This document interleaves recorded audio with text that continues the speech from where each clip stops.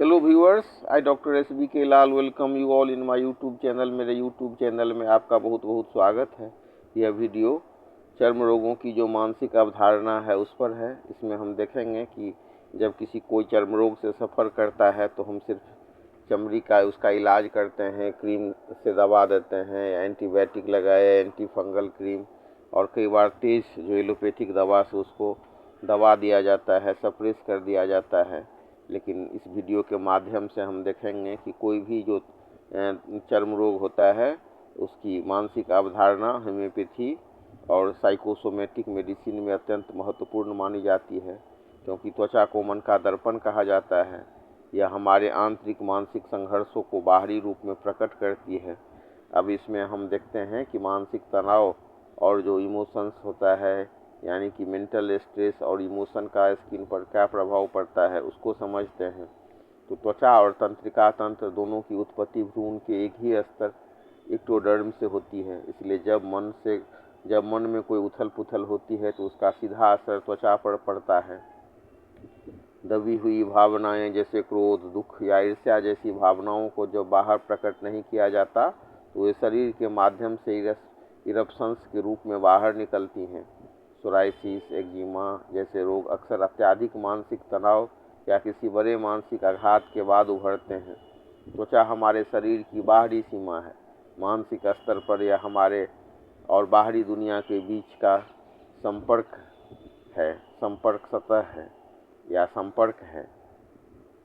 तो हम देख सकते हैं कि कैसे ये बाउंड्री और सुरक्षा भी प्रदान करता है और बाहरी दुनिया के बीच संपर्क का प्रतीक ही है। यदि कोई व्यक्ति खुद को असुरक्षित महसूस करता है या उसे लगता है कि उसकी निजी सीमा का उल्लंघन हो रहा है तो शरीर सुरक्षा कवच के रूप में त्वचा को सख्त या मोटा करने लगता है। किसी प्रियजन से बिछुड़ने का या डर या अकेलापन महसूस होना भी चर्म रोगों का एक बड़ा कारण बनता है। जब कोई व्यक्ति खुद को पसंद नहीं करता या हीन भावना से ग्रसित होता है तो वह अनजाने में अपनी त्वचा को नुकसान पहुंचाने वाली बीमारियों को आकर्षित कर सकता है। कई मामले में चर्म रोग दोष या अपराध बोध की मानसिक स्थिति का परिणाम होता है, जहां शरीर खुद को अशुद्ध महसूस करता है। होम्योपैथी में त्वचा रोगों का उपचार केवल बाहरी मरहम से नहीं बल्कि रोगों की मानसिक स्थिति के आधार पर किया जाता है। सल्फर उन लोगों के लिए प्रभावी होता है जो बौद्धिक रूप से सक्रिय हैं लेकिन शारीरिक स्वच्छता के प्रति लापरवाह हो सकते हैं या जिनमें अहंकार की भावना अधिक होती है। उन रोगियों के लिए जो मानसिक रूप से सुस्त, उदास और निर्णय लेने में असमर्थ होते हैं, उसमें ग्रेफाइटिस बहुत अधिक काम करता है।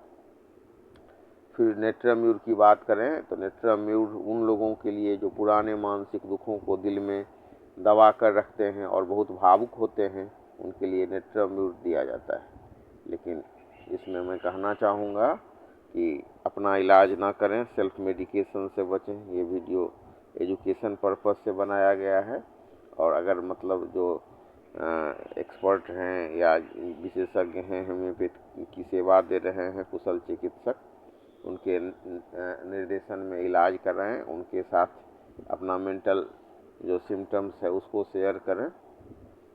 और जो भी दवाई हो, सल्फर हो, ग्रेफाइटिस हो या नेट्रम्यूर हो, तो ये सब डीप एक्टिंग दवाई माना जाता है, तो इसको बार बार रिपीट नहीं करें।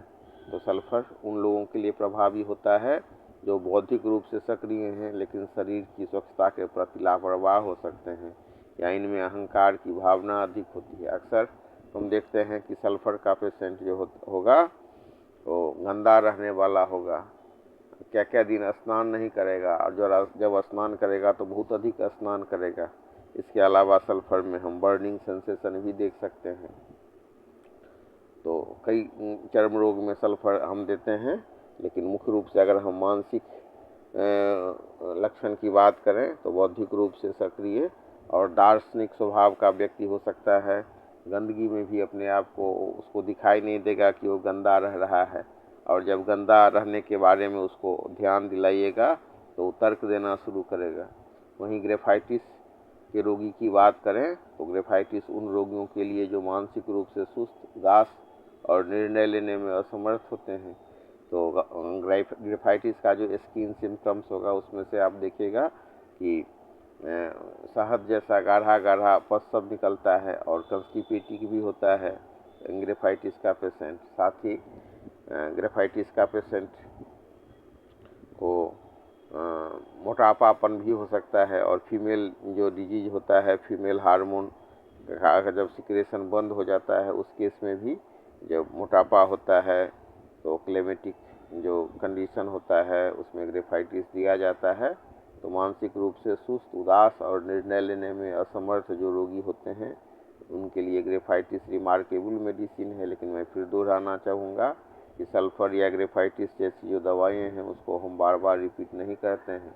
यही चीज़ नेट्राम्यूर के बारे में भी है। नेट्राम्यूर को भी कुछ कंडीशन में एक्यूट बीमारी में दिया जाने वाला दवाई माना जाता है, तो कुछ में क्रोनिक बीमारी में दिया जाने वाला दवाई दिया जाता है। तो उन लोगों के लिए जो पुराने मानसिक दुखों को दिलों में दबा कर रखते हैं और बहुत भावुक होते हैं।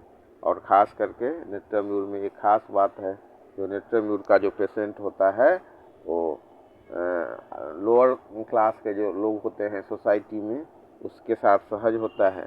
और अगर आपको कहीं पर देखेगा तो बातचीत नहीं करेगा, चुपचाप रहेगा। लेकिन जब आप उससे कुशल क्षेम लीजिएगा या बात करना शुरू कीजिएगा तो लगातार बात करते हुए चला जाएगा। इसके अलावा नेट्राम्यूर का जो पेशेंट होता है वो डिक्टेटोरियल पर्सनैलिटी होता है। जैसे मान लीजिए किसी को आप कहते हैं पानी लाओ, तो पानी लाने के लिए जब कहते हैं तो कहिएगा एक गिलास पानी मिलेगा, वहीं आप कहिएगा एक गिलास पानी लाओ। तो इसके अलावा उसको मछली पसंद होता है, मीट पसंद नहीं होता है। और नेट्राम्यूर का पेशेंट को मीट पसंद होता है, मछली पसंद नहीं होता है।